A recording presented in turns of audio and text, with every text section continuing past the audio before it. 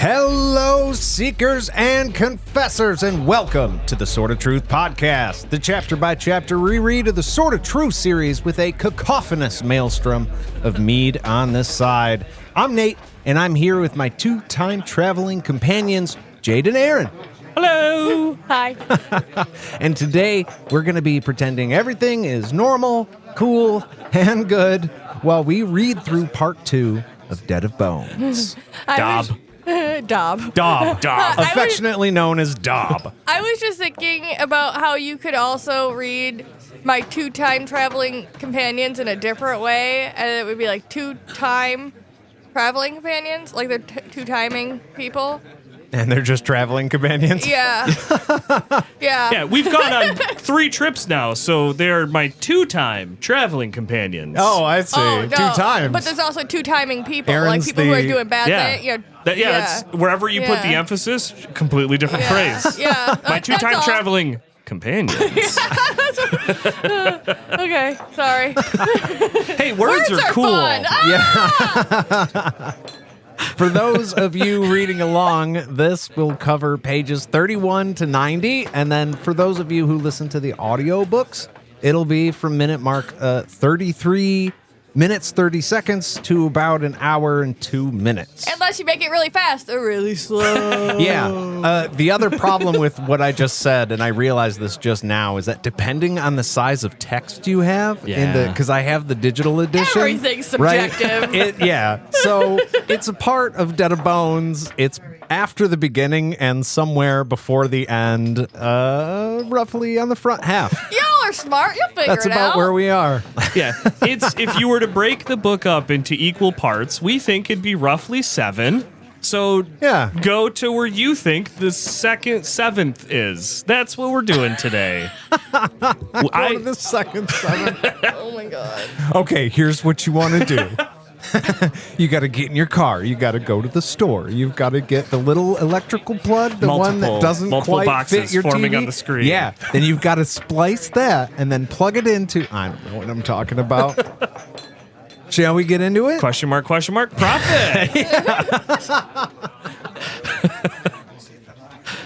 I follow along completely, my guy. Yeah, if that made sense to you, please send me an email. All right, let's do this thing. When we left off, she was admitted to the first wizard's chamber, right? Yes. She was told she could actually go in and talk to the man himself. Mm-hmm.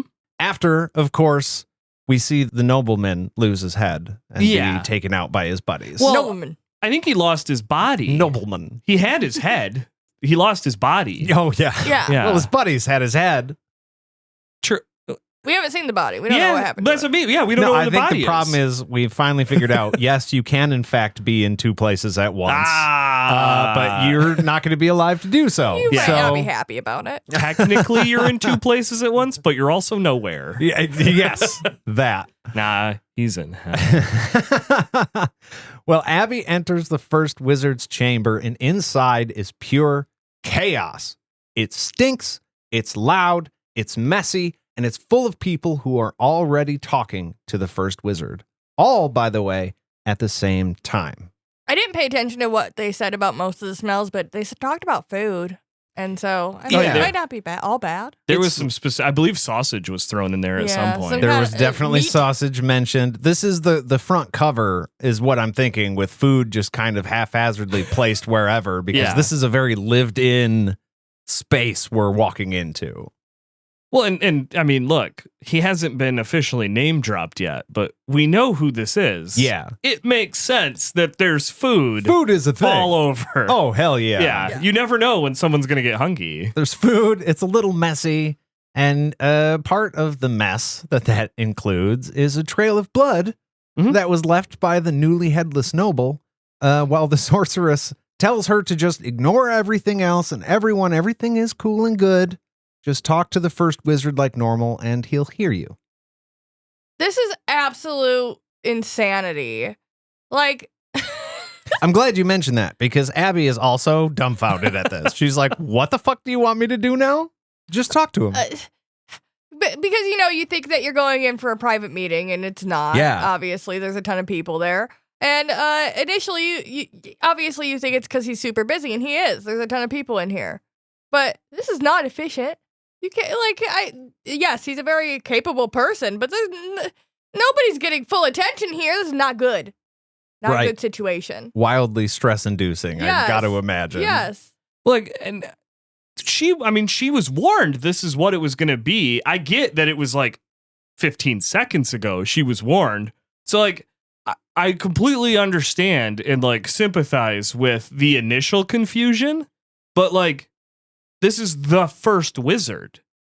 Why would you expect it to be normal? This is the most magical dude probably ever, as far as you're concerned, because he's the first wizard.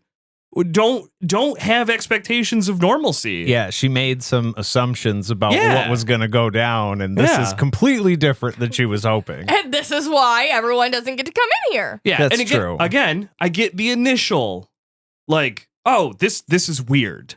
But as this chapter as this part goes, I get less sympathetic towards Abby. Because it's girl, you were told what to do. Yeah. Do what you were told. It is kind of the way it goes sometimes when you build up your expectations for something. And you're like, okay, I got to go talk to the guy about the thing. And he's going to be like, yes, I'm going to help you. And it's going to be awesome. And then you walk in and you realize you are not the most important thing that's happening that day. Yeah. People have lives and other things are going on. And you're like, oh, fuck, this is not going well already. Well, and we already got mentioned that her mom was a sorceress, right? Or her mom was magical. Yes. We already know. So it's she's been around magic. We can discuss it a little bit more because I have the other side to that too that I came to, I think, when I was listening. Abby scans the room and through the beehive of people sees the mother confessor herself looking right at her. Not knowing what else to do, she bows until her fucking back hurts because in part 1, she was like, looking at a mother confessor will destroy your soul. So we're not going to start now. Just a confessor. Right. Just not even confessor. the mother confessor. This is the mother confessor. And you've skipped avoiding eye contact and you just looked right into her eyes and you're like, oh God. Yeah. Stomach in her butt. Yeah. So she immediately fucking hits the floor. The mother confessor says, rise, my child. But the sorceress has to prompt her to stand because she's like, no, the floor is good. I'll just stay down here if it's cool with all of you guys. I don't have to look at people. But when she does, she's formally introduced to the first wizard. He might be. We're not told he's not. I'm imagining he's doing something akin to the Harry Potter wizards, and he just gets to sit in his throne and eat all day and just, take care of that shit magically. But no, Abby is introduced to the first wizard, Zedekis Zul Zorander. Please. Yes. I'm going to say that they do mention, I don't know if they did in the first, or we maybe just breezed past it because we had other shit to talk about. But the confessors that are not the mother confessor wear black dresses, which is super cool. But also, just to be a little nitpick for Jade from the TV show, all of the confessors in the goddamn TV show wear the white dress. Yeah. Oh my God, you're right. It pissed me off so much. Yeah. Sorry. And I think we maybe did talk about it in the regular books, but that's the thing. It's cooler. They had ranks of confessors, and then there was the one in the white dress. That's why it was dramatic and cool. Yeah. That she was wearing the white one. It symbolized her status. So the fact that the TV show just fucking did that. Well, we've talked about this before, where Kaylin is meant to be viewed as pure. Yes. Right? And this is not Kaylin. This is before Kaylin's time. No, it is the mother confessor. But it's the mother confessor, and that character is meant to be the anchor of pureness for the mother book. confessor, the main character, the MC. The MC, exactly. Yeah. Well, to Abby's shock, the first wizard looks young. He's about Abby's age, very skinny. Not bad looking either, even though he's got messy hair, another Harry Potter trait going on here. His hazel eyes have a sort of timeless wisdom in them, but they also... Hazel's sometimes green. Is that true? Well, it's hazel is green and brown. I guess I technically have hazel eyes. I never really understood what it meant. This is just Harry Potter. There's a little green in your eye. It pulls. This is what he does after Hogwarts. Yeah, this is after he changes Hogwarts. his name to Zed. Wow. He gets fucked up using a time turner. His eyes, though, they also look bloodshot and stressed the fuck out. Probably because he's got a bunch of people talking at him all at the same time. Well, I know yeah. I would not do well in this situation. There's also, the war going on. Yeah, yeah, literally fighting a war. Yeah.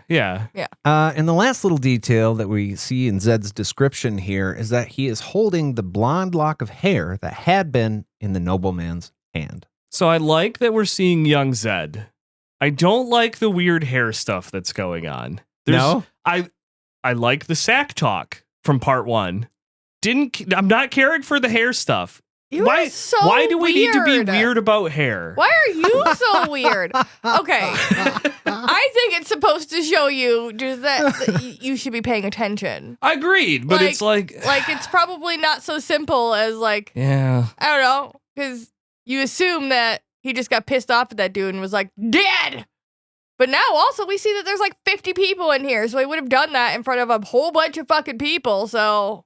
That's true. Yeah, that's true. I didn't even Yeah. think about that till right now. They probably all witnessed that just happen. And Yeah. none of those people are freaked out. And everybody got right back to normal. That's Yeah. like what the Yeah. sorcerers is just like, hey, just pretend everything's cool. Ignore the big trail of blood by the door. You're just going to talk to the guy. This is cool and good and fine. That's where I totally get the shock factor, because everyone else but Abby in the room is used to this. Yeah. So yeah, at first, obviously, this is pure chaos for her. I do wish that they had somebody come in halfway through the scene with a bucket and a mop and just I got it. Don't worry. Don't mind We'll get me. to this. Oh, this happens a few Careful. times a Floor's day. Excuse me. Can you lift your foot, sir? Well, Zed quickly establishes that Abby is a skip, which means that she doesn't have the magic. We know this about Abby. Womp, womp. And then immediately starts making war plans with the officer. We don't know this guy's name. It's just annoying to me that our main character is being ignored for a no-name character. Literally an NPC. Yes, exactly. Giving instructions to a sorceress and then arguing with another wizard too, named Thomas. And he's arguing about a spell that he can 100% cast, but doesn't know if he should, just because the council wants him to do it. Zed is arguing that he can cast. That's right. Yeah, That's yeah, right. yeah. Thomas is giving him a hard time, saying, "Oh, it's impossible. Are you or sure? You don't know what you're talking Yeah. about." Yeah. And so we learn about Zed that he's not going to be just pushed around. Mhm. Abby is having a really hard time talking to him, while so many others are talking to him at the same time. But she manages to tell him that her home, Coney Crossing, was attacked by Daharan troops, and that's it. Mhm. That's all she gets out, because the fucking general starts to yell and interrupts her again. This whole moment in time, Abby is dealing with the stress of a lot of people in the room. She's like, okay, just kind of talk to the wizard and just tell him your thing. And she's speaking quietly, not above the volume of anybody else in the room. So she's fighting for the confidence to even be able to say anything to this guy, and it's stressing her out. Yeah. I think that she's been told he will hear you no matter what, if you're talking or whatever. Yeah. But I think it's the fact that even if someone's like, I can hear you while they're doing something else, if you don't have their eyes on you and their full attention, Yeah. you feel like they aren't absorbing especially the importance of your words, let alone the words themselves. Also, we know her mom was a sorceress, right? She's been around important people. She is not, though. And she Right. knows that at this point. She's been treated as a lesser than or normal person, but that means that everybody else in this room are important people, and they are all there with important things to say. And it feels like when you go up to talk to somebody and a whole bunch of other people who you think have more important topics come up and keep interrupting, and you feel like, well, they obviously know that they have the right to talk in front of me because they just came up and fucking did it. Yeah. So she just has to, she doesn't have the confidence in herself to be like, yeah, I have the right to be speaking over these people at this point. Well, and that's the other thing of it, I think. She was told, look, you can just talk normal, but that's not what everybody else in the room is necessarily doing. This general just started to yell over everyone else to, I don't know if Zed's like only paying attention to one at a time, or like you said, only looking at one person at a time, but other people are employing usual methods of getting attention, getting louder, moving to the front. And Abby is not going to contend with that at all. So she's just not realizing that she can just be like, hey, I'm Abby and I fucking need help. Yeah. You know, it's too much for her. And it doesn't help that when she gets cut off, he does turn and start responding to the other person. Yeah. So if she had kept talking, we don't know what might have happened. Maybe he would have continued listening, but it does definitely seem like, okay, I've dismissed your concern and I'm moving on to other matters now. It's the thing of, this is what she's seeing, this is what she's observing. It's not what she was told, though. She was told, hey, you're going to go see the first wizard, the most magical person in the fucking continent. Just talk. And then she goes in and never just talks. I get initial confusion and cat. Absolutely. Just saw a guy get murdered. Yeah. And you're in a room of 30 people. That, just talk. Part of me is like, maybe this is all a hallucination. But but it's the ingrained thing of like not being able to put your balls on the table in front of other people, because that's not your right to be able to do that. And you just saw someone get murdered, potentially for coming in here and speaking, and like she doesn't know the whole story, so it could have been he just talked out of fucking turn. Yeah. Even though she was just told to talk out of turn. Who fucking knows? Right, but it's who fucking... The sorceress who told her what to do knows, though. Like, someone in the know told you what to do. Yeah, that other guy got told the same thing. I just think it's more nuanced than that. Like, when you're in the moment. I mean, I know that we're arguing about a book anyways, so this happened. But I just feel like we can't speak for her. Because, I had the same thoughts that you did. Yeah.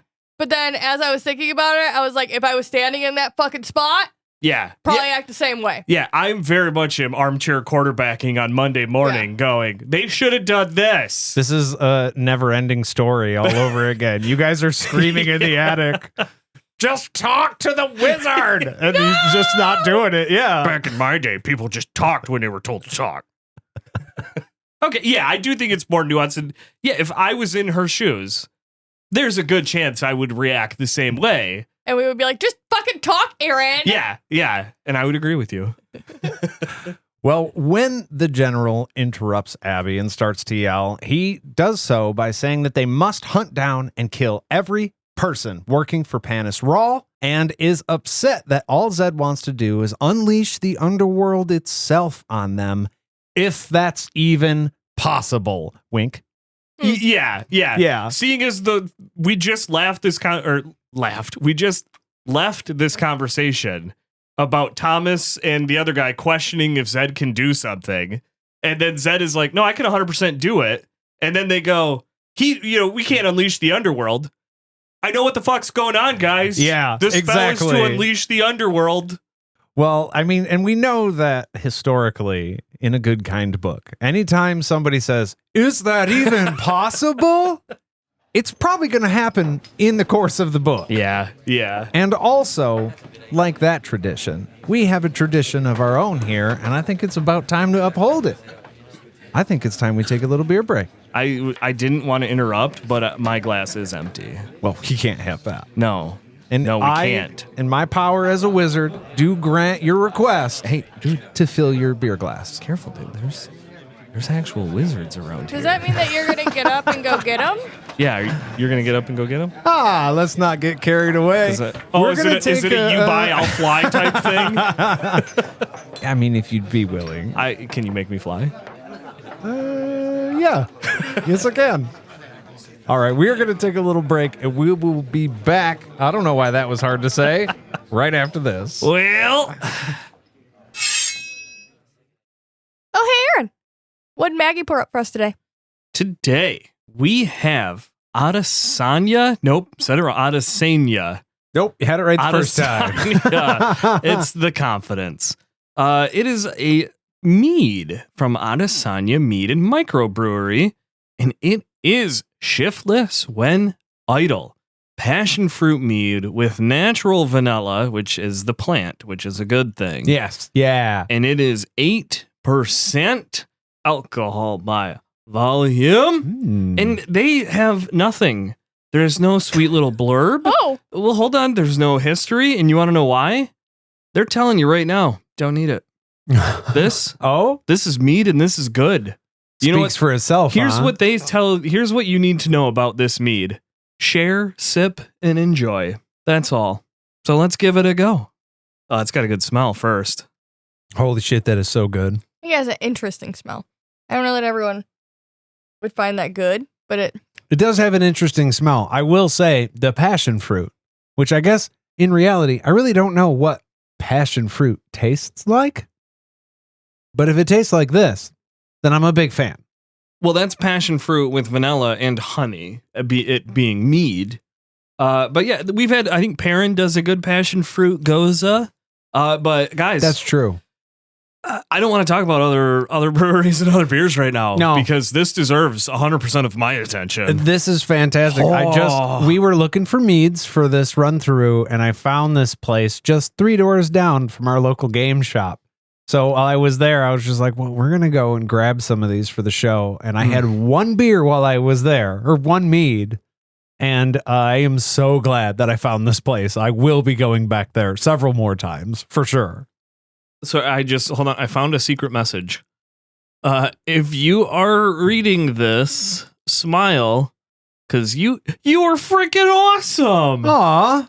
They got it in like a really orange lettering, and the can is very yellow and orange hued. That's fantastic. We'll take a picture of that and post it on this, and we'll for sure remember to do that. But anyway, we got to get into the ratings, guys. This beer deserves a goddamn rating. And we did learn that vanilla, if it doesn't come from the plant, it comes from somewhere near a beaver's butt. Near. Unnatural vanilla comes from somewhere near a beaver's butt. Therefore, we are rating this out of 10 beaver butts. Oh, and look, I'm just going to cut to the chase. Okay. 10. This is a perfect drink. I can drink this on the river. I could drink this when it's 10 degrees below zero. Yeah. I could drink this at night. I will drink this when I roll out of bed in the morning. I'll drink it on a golf course. I would drink it after I play basketball. in a house with a mouse? I would drink it in a house with a mouse. I would drink this everywhere. This is great. Yeah. 10. It's really fantastic. 10. I'm going to say 9, but only because I've had one other thing from this brewery here. And I think I like it better than this. So I just got to leave that perfect spot all the way open. Sounds like there's another 10 headed my way. Yeah. I think it's probably like an 8 or 9. I think it's a solid drink. There's nothing wrong with it. It's not maybe I think it can be, if you were drinking a lot of it, and I think this is maybe true because ciders, meads, they're very sweet. So I don't know how consistent, but also you don't drink a lot of them. You're not meant to. That's why they're 8%. higher percent. Yeah. Right. But I think it is very nice. It is a nice drink. So I'm going to give it like an 8. I think that's great. And I got a warm feeling in my tummy right now. And I'm ready to get back to the chapter. Yeah, let's do it. You good? You guys do it good doing that? Like maybe write a meow? I said meow. It sounds like now. And we're back. I just got back, Mike. Here you go. That's yours. And that's you. Why does it feel like you guys get service like right away? You go up. I have money. I'm trying to give them money. They need to do they not want my money? She's always quick for you guys. Who, Maggie? I don't know her name. She's a barkeep. You mean the owner and operator of this entire establishment that we stay in and eat in and drink in? No, she just pours the beer. Oh, God, Aaron. We've talked to her like many, many times. Yeah.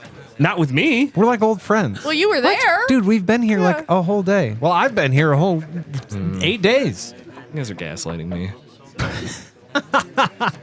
How many drinks have we had since we've been here? Plenty. And we've been chatting with her the whole time. You're a jerk. That's what that is. You're a jerk. No. You're a I think jerk. it's more nuanced than that. Anyway, let's get back to the story.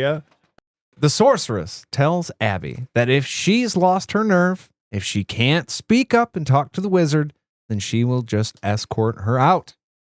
Abby starts what could have been a beautiful speech, but then is interrupted again by the general and Thomas. But Zed is done arguing at this point, so he says, fuck it, I'll prove it. I would like to clarify that because we never get a name for the general, in my head, I am picturing the general from the car insurance The short commercial. little 2-foot guy. Big That's old why he's mustache, hollering. helmets down covering his eyes. He can't see. Up on an apple box because he's fucking tiny. And he is a cartoon still. It's literally, it's not the human version of him. No. It's the cartoon version of him talking to young Zed. This is And his mustache is just dancing. Now I'm thinking of the rhyme. If I don't do this, we'll all be Zed. I need to go talk to the wizard Zed. That's good rhyming. I just realized this is very similar to like being, not that this ever happened, but like you go into like some very big corporate office and you're like, I want to talk to the president of the of fucking Amazon. Yeah. And then they escort you up there and they're in the middle of a busy ass meeting with 12 different other fucking corporate douche nozzles. Oh, it's the stockholders. And they're all yelling and whatever. And the secretary is just like, if you're gonna talk, you better fucking talk. And you're like, do you see what's happening in front of me? And they're like, no, you better fucking get to it. And absolutely not. Yeah, actually, that does make me, I am a little bit more sympathetic than I was earlier now. That's a much more realistic thing where I'm like, actually, yeah, no, I would be nervous. I do think I would talk. No, you should. But it probably would take me longer than what I'm saying. These people are doing some shit that I don't know about. Yeah, for the moment, Abby has lost her ability to now talk to the... I mean, technically, maybe she still could, but now he seems actively engaged in doing something. And the whole crowd falls silent as the first wizard draws the grace backwards from the way that people normally do it, which we know the exact way that it's drawn is a big fucking deal. Mm-hmm. There's meaning in the way that it's drawn. So he's doing it this totally weird way that other people have heard is like dangerous and or evil. Mm-hmm. It's crazy. But again, he's the first wizard. So, like, if anybody's going to do it, I kind of feel like he's the guy. Well, and Abby even says that. Like, she even says, like, well, he's the first wizard. Yeah. So this was... Guys, he probably makes the rules on this, so... Take that same critical thinking and apply it to you talking to him. You're just assuming he's doing it correct that way. You should then just assume that he can hear you if you talk, even when he's not looking. Like that's true. That's all I'm saying. But we also know that if you fuck up a grace, bad things can happen. It's got to be drawn exact. And he's drawing it in sand, which it still blows my fucking mind that people can do this, but then also be precise. Oh, yeah. It's like, oh, he let it fall out of the side of his hand, and it's precise as fuck. Have you ever watched the TikToks and the Facebook Reels of people making those fucking sand art mandala things? Yeah, that's true. I have seen those. Those are pretty impressive. Yeah, and they do look pretty precise. Maybe okay. Those are modern day wizards. People making sand castles. Yeah. But I do want to point out that I think it's mentioned. This isn't like white sand or black sand, so it's not like sorcerer's sand. So I think it's like she mentions that her mom used to use sand to practice with. Yeah. So it's less dangerous than just using regular sand. Yeah, than using blood or That's ashes a good idea. or like, sorcerer's sand. I went back a few times, like rereading and re-listening, where I'm like, did they say it's sorcerer's sand? And it's like, no, I don't think they ever said it was. It just says sand. It's kind of like putting a rocket into space. I mean, you really do have to get it right the absolute first time it goes up. So all the math and everything has to be done ahead of time, all the preparation. Because if it doesn't go right, then, I mean, well. Right. If at first you don't succeed, you shouldn't parachute. Or at least you won't need to. Yeah. When he arcs the magic, right? The line ends up in the world of the dead because he leaves the line open. So not only is he drawing it in the wrong order, he's also drawing it in a different way. Mm-hmm. This did make me want to draw the grace in the way they described because my brain was not letting me see what they meant. Well, Thomas, who now has absolutely lost his shit and lost the argument too, argues with Zed that maybe the council doesn't know what it's really asking for, and maybe it's better for us to not do it. Zed puts this thing out on the ground, and Thomas is like, "Whoa, hey, buddy, maybe not actually." Oh, a perversion of the grace? Okay, maybe it's a bad idea. You literally just asked me, Thomas, if this was possible. So here we are, and now you're complaining that I'm doing it. What do you want? I've got a room full of people here, and I just got to keep... You just keep needling me. I would be so annoyed with Thomas right now. This is a scene perfectly lifted from like a sitcom from the 80s where it's like a husband and wife, and the husband finally goes, "Fine, you want me to do it? I'll do it." Does the thing, or even the other way, and then the other spouse is just like, "Oh, you did do it. Oh, I don't like it actually." It's actually terrible. Well, this seems to be what Zed is ultimately struggling with. He feels like they have two choices. They can chase down they can chase down and murder the enemy at the cost of thousands of lives, or he can simply end it by using the big scary magic spell. And since no one can agree what's the right choice, the whole room just turns to fucking chaos again. They all just start arguing. Because Zed has now proved he can do this thing, right? Yeah, it's very mysterious. Yeah. We don't know exactly what it is. But his whole thing is, look, I can just end the war. I don't know exactly what his moral qualm is yet. But whatever this spell is, it's very destructive. So we can kind of assume that that's what he's weighing. He mentioned the underworld, bringing the underworld down on them. And we've seen the perversion of the grace. So we can assume that if it were to go wrong, it's something to do with pulling the underworld to the world of the living, which inherently could go pretty fucked up, I assume. Literally hell on earth? Oh, sounds great. Yeah, so I think that's probably the qualm, but, it's that, or do we chase down the enemy and try to fight them and destroy them on their turf? Yeah. Which is a different war than them invading and trying to protect, them invading, you're trying to protect your land.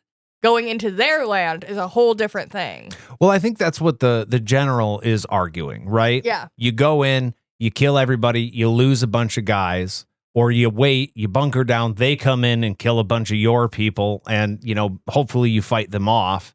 And Zed seems to be in the middle of both of those. He goes, or I can just stop it. But that's literal hell on earth, so that doesn't sound good either. Yeah. Well, and it's the thing of hey, we won the war. The common folk are going to be, hey, we won the war, but at what cost?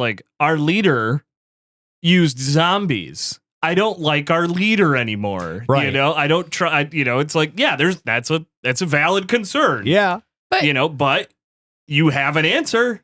It's just not an answer people want to hear. Yeah. No, and that's why being in power is difficult because, the other force has left your land now, and they are potentially weakened. So now would be your best chance to strike against them and totally crush their ability to come back at you.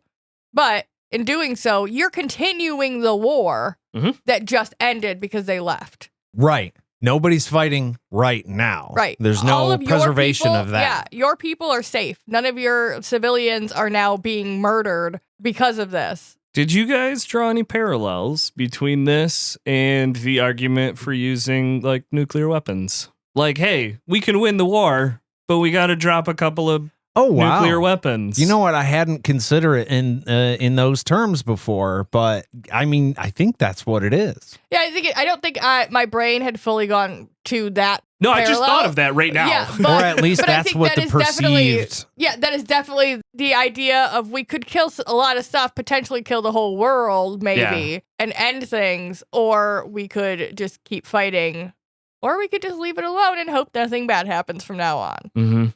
Those are our options, and none of them look great. Yeah, it's a really hard fucking choice that, I mean, what is it? Heavy is the head that wears the crown, right? Yeah. These are the choices that Zed has to weigh. But even though that's on his mind, then he turns his attention to Abby, silently commanding her to go on. At this point, he is like, hey, kid, I know there's a lot going on. Yeah. Noticed you haven't been talking. This is your time. Now is your time. Maybe you just needed a little push. Speak up or get out, because I got too much going on. I don't know if you noticed. This is roughly where I start losing sympathy for Abby, because she's now been told multiple times. She's been told by the sorceress before she went in. She got told by the sorceress, if you lost your nerve, let's go. Yeah. And now Zed is going and looking at her going, talk. She needed confirmation from the person absolutely in charge. Yeah, I do. I'm still more sympathetic than I was earlier because of our discussion, but it's like, this is where I was like, Abby, I get it, this is Cat, but like, do the thing, please. Well, she finally does. She tells him that her people were taken and she heard the captives were being used as shields, which is fucking terrible. The Daharans called it dulling the enemy's weapons on their own women and children, which, as a name, equally terrible and a bad thing. Yeah, not great marketing either. It's too wordy. Yeah.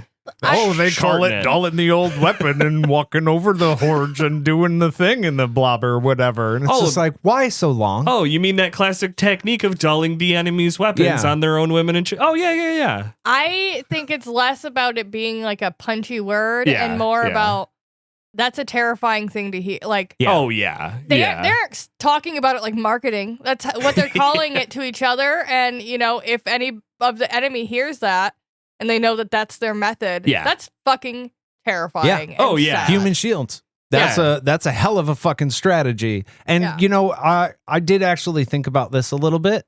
If you're a soldier and you are charging in on the enemy and all of a sudden you see your family in front of the enemy.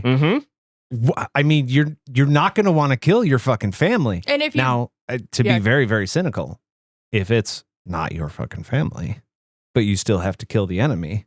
Yeah, I'm not saying it's good, but I'm saying you've been instructed to kill that man at any cost. So what do you do? The reason it's dulling and not stopping is because the idea is that they're still going to come after us.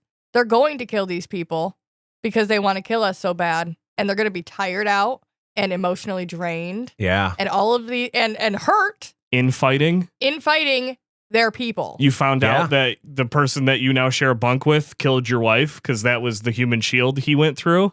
Hey, it's not good marketing. Great. It's maybe not great. It's a good. It's an effective strategy. Tactic. Yeah. We're fucking killing it. That's today. what it is.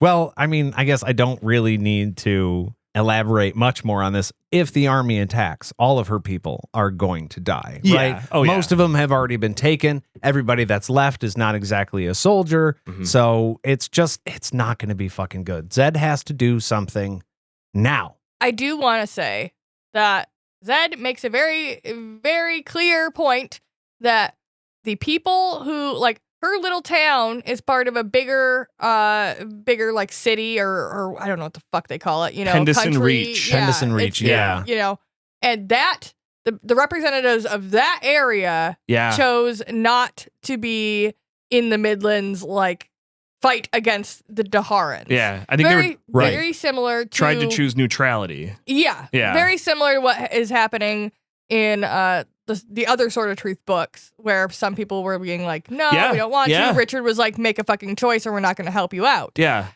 So Zed is saying, "Hey, that whole group said no, and so we can't risk the bigger group of the army to come back in and save you now because we don't have the resource. You chose no. Yeah, we can't go back on that. Right. So I just wanted to bring that part up too because it ties back into the other book series, and I just think it's a like greater. It brings up the greater issue of like the politicalness of everything. Well, it's like Zed even says, like, in different wording, but like actions have consequences. Yeah. Your government chose one thing. That's not my fault. Yeah. And Richard would have probably acted a very, very similar way and been like, sorry, it is what it, like, that sucks. Yeah. Small faction of people. I'm sorry. Can't help. Out of my hands. Well, that is kind of what the sorceress mentioned in the first section, to where it's like, hey, you are important. You do matter to us, but we do have to consider the greater good right now. So just expect that which is a when you make your request. Yeah. And so, you know, that's part of it, is like he says, hey, if we succumb to this tactic, they're going to do it more. Yeah. They're going to now capture more people because they know we're going to fall for it and we're going to lose this entire war. Yeah. Like that's what, like, because the general even comes in and is like, no, we can't do this. If you know, it's like you don't negotiate with terrorists because as soon as you do, they've already won. Right, exactly. And so that's why Zed, he's forced to make the hard decision. Mm-hmm. He has to make the choice that nobody really wants to make or has the authority to make. And I think that's important going into how he considers Abby's request to save her people. Mm-hmm. Because Zed is the guy now that is going to make the hard choice. And I just wanted to throw that in there just to say the choice has already been made before now. Like, he didn't even make this choice. Your government and our government came to a decision before now that we aren't helping you because you chose that way. That's right. You're out of the group, kind of. Yeah. So, like, this is a consequence of your action, Love to, too. can't. Well, I did have a little bit of like, just Abby or someone from, I guess it'd be Abby right now, where it's like, hey, that's the decision your king made. It's just like, well, I didn't vote for him.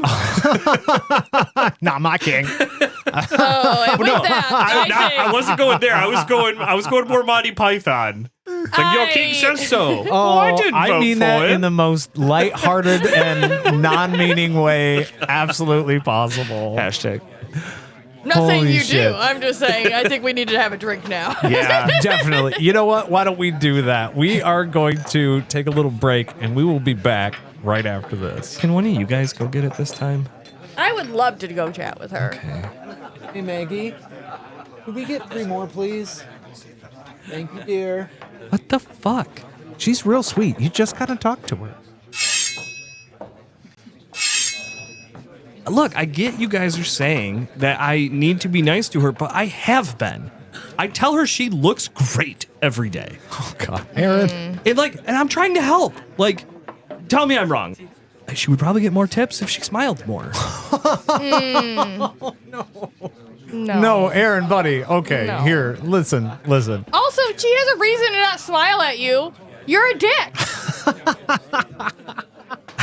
Okay, we're gonna go on with the story then? Otherwise, I need to psychoanalyze Erin and fix some things about her friend. I agree. We definitely don't have time for that. Okay, so after hearing Abby's request, the first wizard gives his answer. He says he's sorry, but he can't help her. Many more people would die if they abandoned this fight and tried to save them, so there's just nothing he can do. And then he turns away. Abby, I gotta imagine, full panic now, screams, "No, I have a bone!" And during this absolutely tense moment, Zed cracks what I think is the funniest joke of the whole fucking book. He says, "Doesn't everyone?" Aha, double guns. I wish you would have turned around and been like, I got over 100 of them. He looks at Abby and says, "Did you know that half of the bones in the human body are in the hands and feet? So when someone says I'm going to break every bone in your body, it's ridiculous, but you could break half of them pretty easily." Just a fun fact. Anyways. And now Abby, she just unloads at him. She's been waiting so long for this meeting. It goes immediately bad, and then he tells her no. She screams at him that he's condemning her baby to death and demands to know what kind of monster he is. I mean, I would argue the people that are threatening to kill your family by using them as human shields, that they're the ones condemning your family to death. Well, yeah, and that's the Misplaced concept blame. that's being toyed with here. Yeah, Now, Zed yeah. is not choosing to help, but he's also not the one actively, like, murdering her family, but that's what she's accusing him of. It's the Spider-Man problem. With great power Everyone comes gets great one? responsibility. Okay, I was thinking Oh, so everybody it's- gets one. I was like, but not really. Yeah, no, everyone gets one save. One. Everyone gets one save. Abby is asking for the one save. And he's like, listen, groups of people count. That counts everybody in there. Yeah. So No, this is more in the most recent, the Tom Holland version, the way he says this phrase. If bad things happen and you don't do anything, but you know you could have stopped them, they happen because of you. yeah. And that's what Abby is saying of Zed. You know this is happening, and now you're choosing not to help. So therefore, if they die, it's your fault because you chose not to help. I don't agree with that. Well, but also, yeah, because if I do that, then other people are probably, like, more people are going to die. Right. So, yeah. Absolutely, It's that's the true. greater good argument. And Yeah. I understand, like, being a mom, I'm like, Mhm. if that was my baby, yeah, I'd be like probably clawing down his face. But Yeah. also, there Mhm. are, unfortunately, a ton of people's babies who are dying. Yeah. Yeah. Yeah. Like, Yeah. you're not the only person, and you're not, like, unfortunately, you're not special, and neither is your baby. And that's sad. But, ugh. That's Yeah. what the line is. You're important, you matter, but you're not special. Well, But is, so is everybody else. Yeah. is what Abby is doing wrong? No. Absolutely not. Is what Zed's response wrong? No. No. Like, they're both in the right by doing what they're doing. It's But- just really unfortunate. That's not great for the two parties that are butting heads. Yeah. or the people in Pendleton Reach right now. Yeah, well, yeah. So he very calmly answers the question of what kind of monster he is Mhm. by saying, I am a man who must make choices such as this one, and I must deny your petition.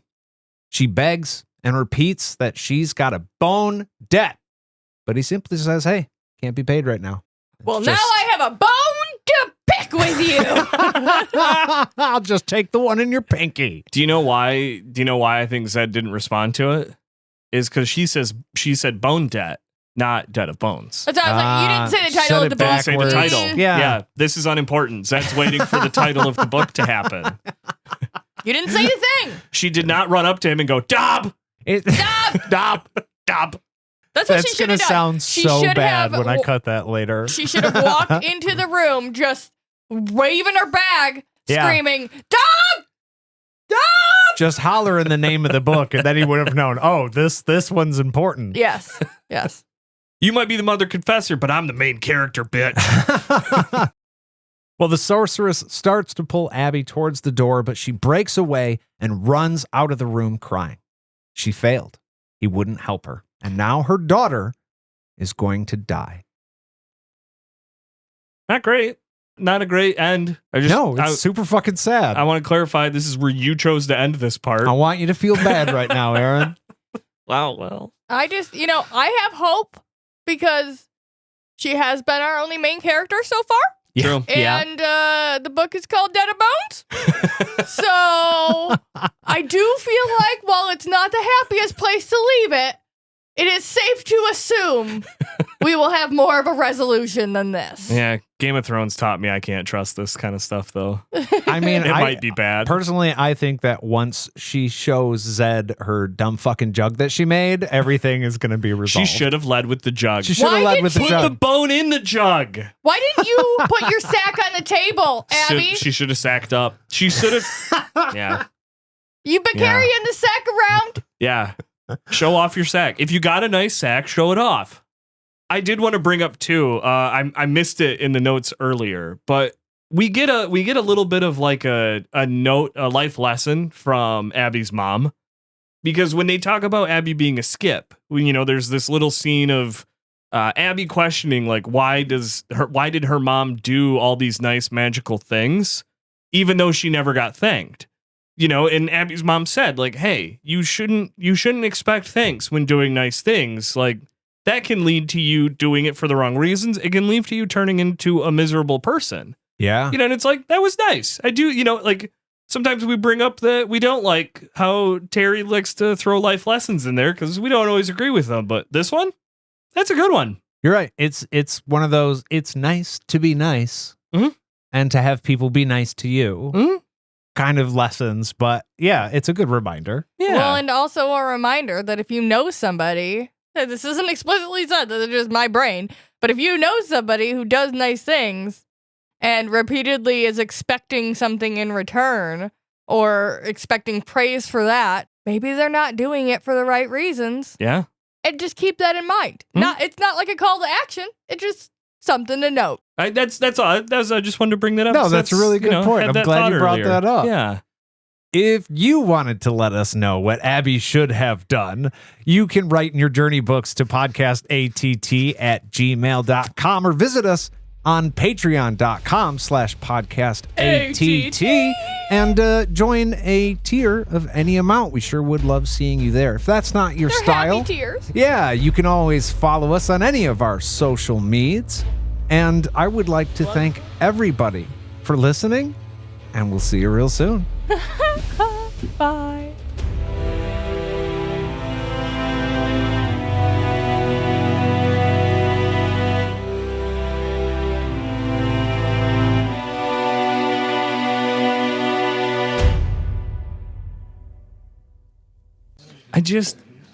I'm trying to help.